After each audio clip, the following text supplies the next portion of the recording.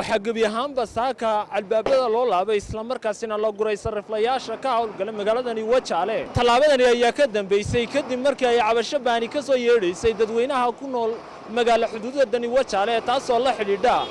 sixir barar saameyn ku yeeshay dadka degan degmadani Wajaale. dadweynaha degmadaasi ayaa soo dhaweeyay tallaabadani oo ay u arkeen inay xal u noqonayso sixir bararkani. shacabka degan ku dhaqan degmada Wajaale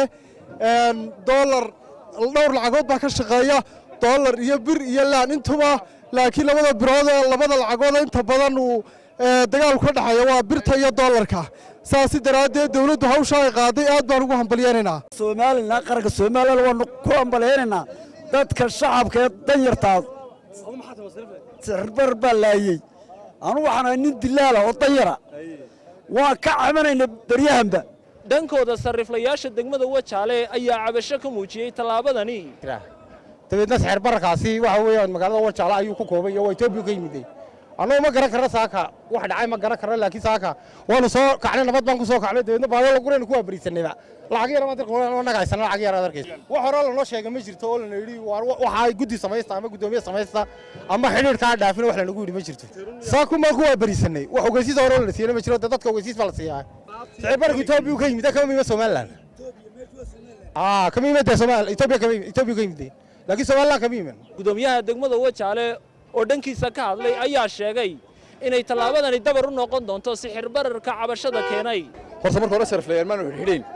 shakhsiyaadka marka la xidhayo laakiin waxaanu raafanay miisaskoogii sariflayaasha ee xarig maaha aan u geysanay waxa jira qolooyin badan oo sariflayaala oo intooda ugu badan aan muwaadiniin ahayn ama aan haysan wax liisan ku ganacsadaan laba sarifle oo mitir isku jira ayaa nimba qiimuhu doono